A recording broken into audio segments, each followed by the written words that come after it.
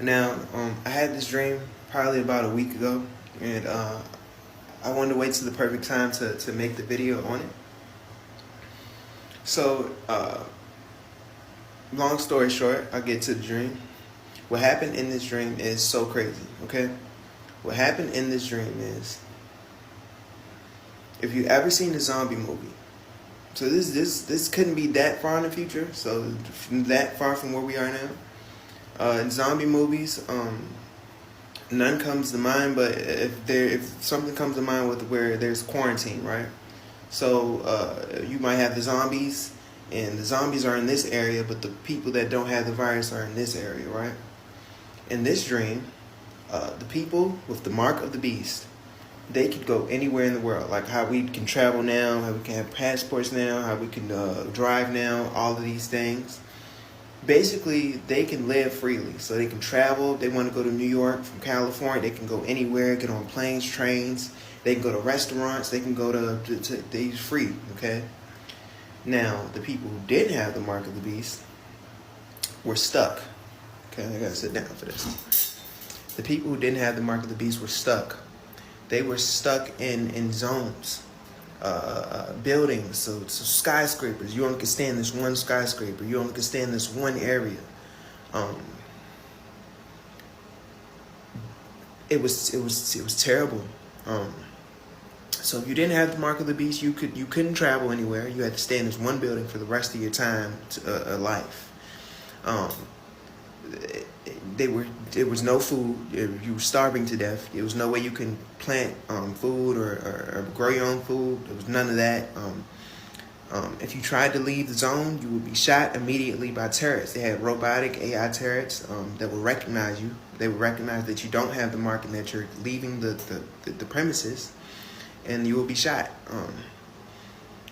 There were war in these zones from rebellion, so people who didn't really think it was fair, they were rebelling against the mark.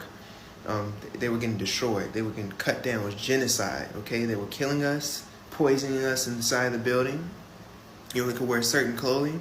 It got so bad that people started to unalive themselves. They started to hurt themselves. I think it was one day, my zone, I was in skyscraper, but it was so many other zones. You could hear it on the TV about how people were actually, being unalive at a mass rate.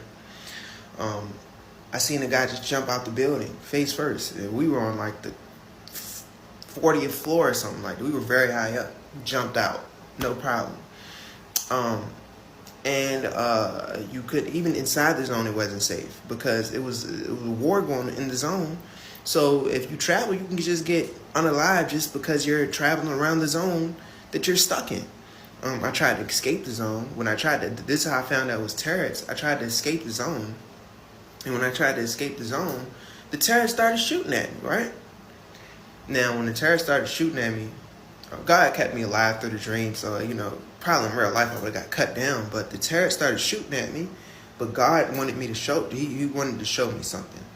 What he showed me is that the people with the mark of the beast, they were traveling through the zone, out the zone, wherever they wanted to travel, walking. The terrorists were shooting at me, and these are very large, high caliber bullets. The people with the mark of the beast didn't even notice that I was being shot at. They didn't even care. It was like a virtual reality headset, but without the virtual reality headset. Like, they looked like normal people. It wasn't no mark or circle on it. Like, I knew it was all digital, so it had to be like a link in their heads or in their hand. And they didn't even notice the outside world. They didn't notice the genocide. They didn't notice anything. Everything was selfish.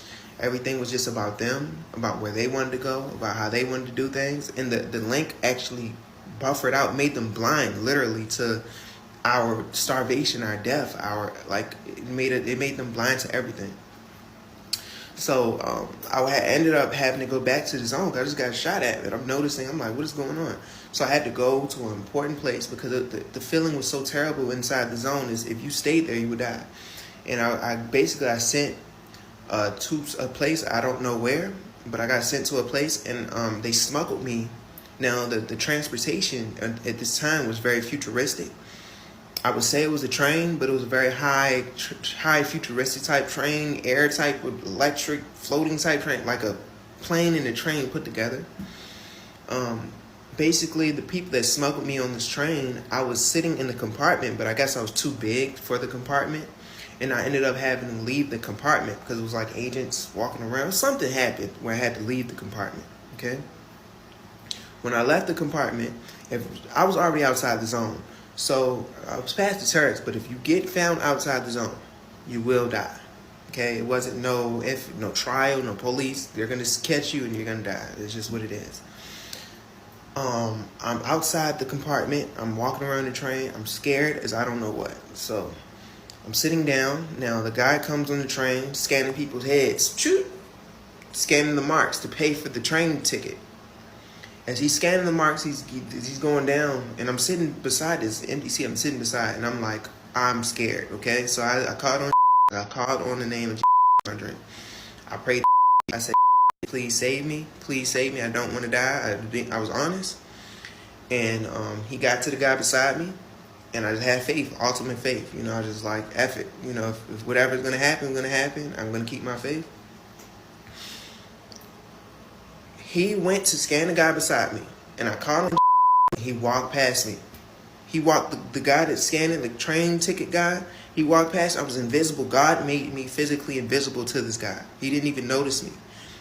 And I know it was God because he was about to scan me, but it's just like, it was something just, it was like God can control. God still had authority. God, now I want you guys to remember this video. If you see it now or in the future, God always has the final say, so the final authority. You know, when he walked off, my heart, it was like the relief. I had a feeling of relief inside the dream, and it was just so amazing. And after that, I had woke up.